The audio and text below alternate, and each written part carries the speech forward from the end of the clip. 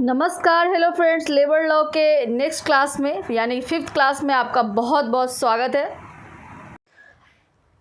आज हम इस क्लास में समझेंगे कि right to minimum wage for everyone क्या है और इसमें टोटल पहले कितने से लेबर लॉ थे जो अब एक साथ एमालिगेटेड होके लेबर कोड में बन गया है, मिनिमम लेबर कोड में। तो देखिए, पहले टोटल 4 लेबर लॉज ऐसे थे जो कि आपको फोकस करता था वेजेस पे। अब उन चारों को मिला के मिनिमम वेज कोड बन गया है। Due to this for the first time all the worker have got the right to minimum wage. हालांकि ये पहले भी था, लेकिन लॉ मेरा एक पर्सनल व्यू है कि बहुत सारे लॉज होते हैं ऑलरेडी, बस उनका इम्प्लीमेंटेशन उस लेवल पर नहीं होता है। उनको और बेहतर ढंग से कैसे इम्प्लीमेंट हो सके, इसके लिए टाइम टू टाइम चेंज किया जाता है। शायद कुछ ऐसा ही चेंज ये भी किया गया है जिससे कि लेबर कोड जो मिनिमम वेज कोड है वो सबको अवेलेबल हो। तो 73 years of independence works is being done to provide wage security, social security and health security to 50 crore workers covering organized and organized sector। मतलब दोनों ही ऑर्गेनाइज्ड हो या अनऑर्गेनाइज सेक्टर हो, दोनों में जितने भी 50 करोड़ वर्कर है उनको क्या हो, मिनिमम वेज की सिक्योरिटी मिले। इसके लिए यहाँ पे कोड बनाए गए हैं। और क्या किया गया है कि हर 5 years पे इसके रिव्यू के लिए यहाँ पे प्रावधान दिए गए हैं। साथ ही टाइमली पेमेंट हो वेज का। पहले क्या होता था कि मंथ में, जैसे जो प्राइवेट सेक्टर में खासकर काम करते, जो छोटे प्राइवेट सेक्टर में काम करते, वहाँ उनको सैलरी के लिए नेक्स्ट मंथ तक भी रुकना पड़ सकता था।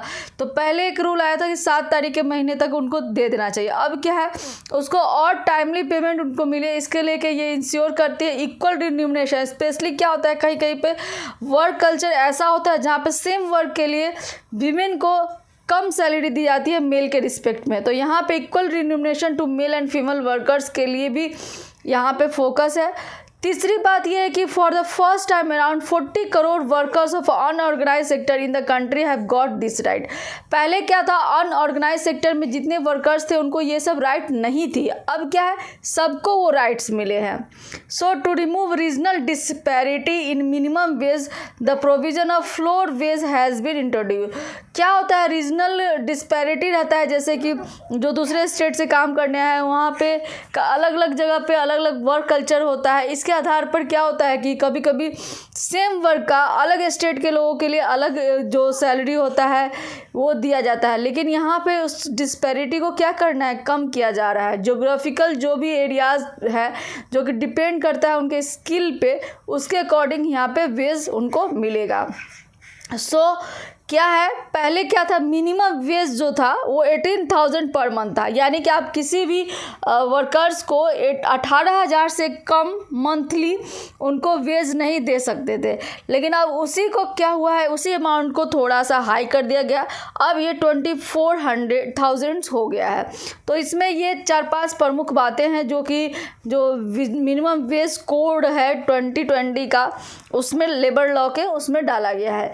To replace inspector raj system, inspector will be made inspector cum facilitator. पहले क्या था, इंस्पेक्टर था, अब उस पोस्ट का नाम जो है वो चेंज करके इंस्पेक्टर कम फैसिलिटेटर रखा है। जिसकी वजह से क्या हुआ, इंस्पेक्शन तो वो करेंगे ही, साथ ही वहाँ पे क्या होगा, फैसिलिटेट भी करेंगे, यानी कि उनको लोगों को जानकारी भी देना है, उनका हेल्प भी करना है।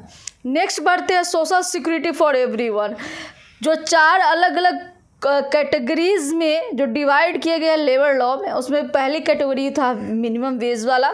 अब ये दूसरी कैटेगरी है जिसको कि सोशल सिक्योरिटी कैटेगरी में टोटल 9 लेबर लॉज जो थे पहले, उनको अब डाला गया है।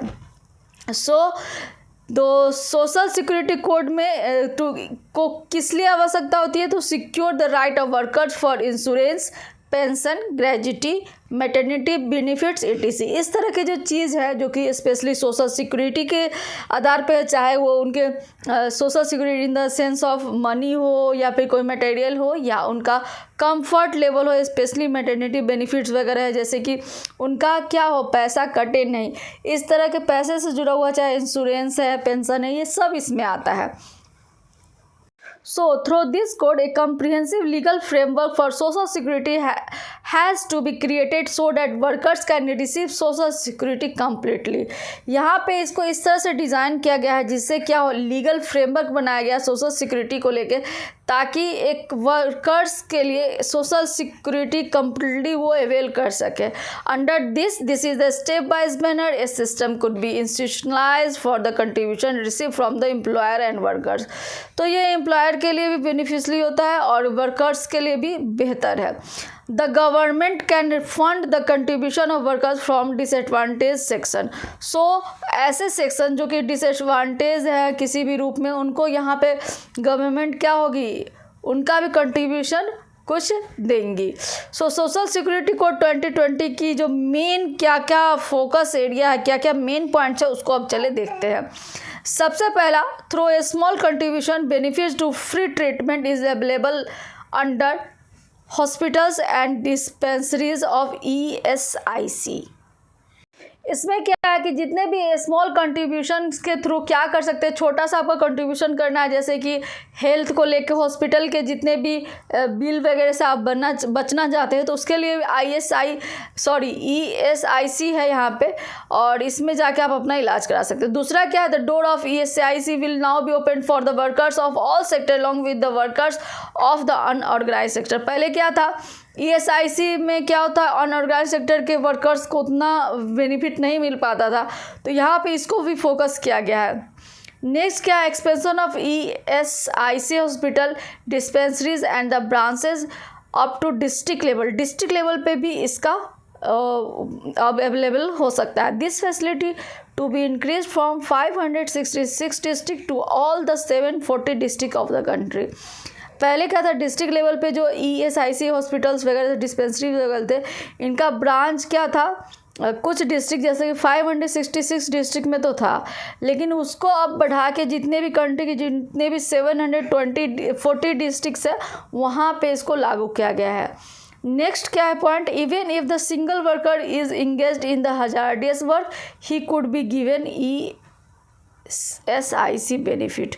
अगर सिंगल वर्कर्स भी हैं और वो हजार्डियस किसी काम में लगे हैं, उनको भी ये बेनिफिट दिया जाएगा आपसे।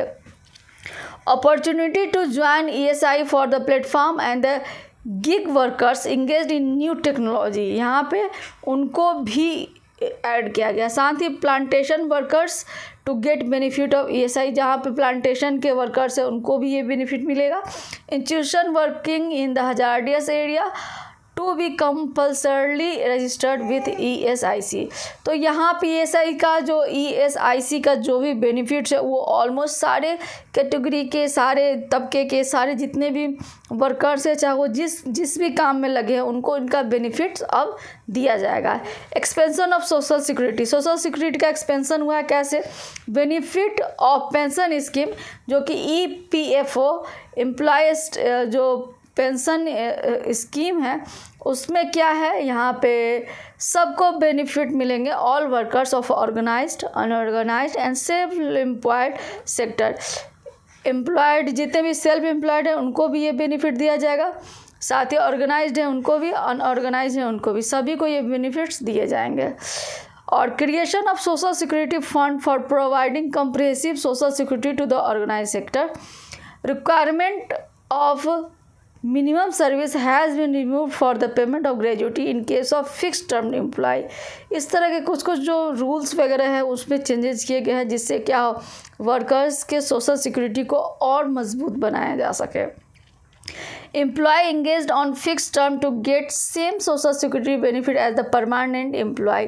पहले क्या था, जैसे किसी भी ऑर्गेनाइजेशन में क्या होता है, एक परमानेंट एम्प्लॉय होता है, कुछ जो होते खुद फिक्स टर्म के लिए होते हैं, जैसे कोई प्रोजेक्ट बेस्ड हो गया या फिर कोई थर्ड पार्टी से हो गया। इस तरह से जो फिक्स्ड बेस्ड के जो टर्म के लिए जो एम्प्लॉय होते थे, उनको वो बेनिफिट नहीं मिल पाता था सोशल सिक्योरिटी का।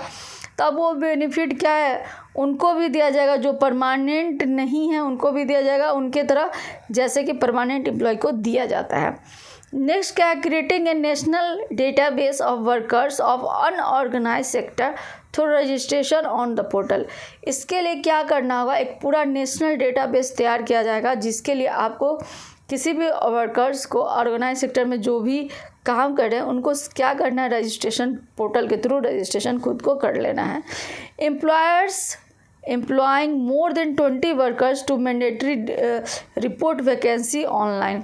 अगर आप कोई भी कंपनी या फिर कोई भी सेक्टर का चला रहे हैं जहाँ पे आपके पास 20 से ज़्यादा वर्कर्स हैं, तो आपके लिए मैंडेटरी है कि जो वैकेंसीज़ का जो ओपनिंग है उसको आपको ऑनलाइन बताना है।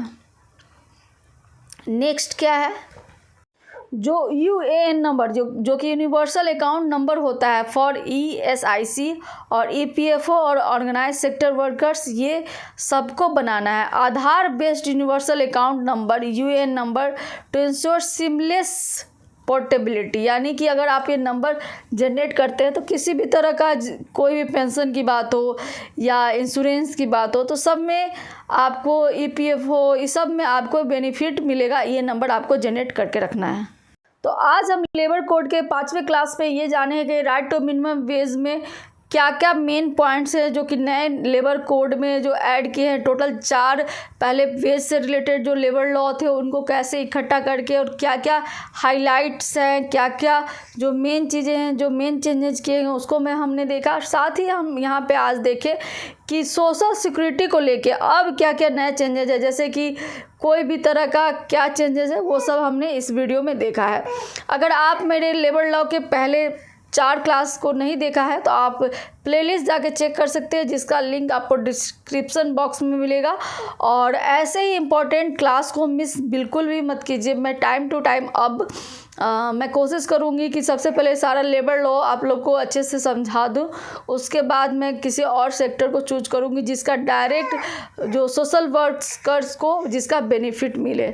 So this is all about today. फिर मिलते हैं नए लेबर कोड के साथ, तब तक के लिए धन्यवाद।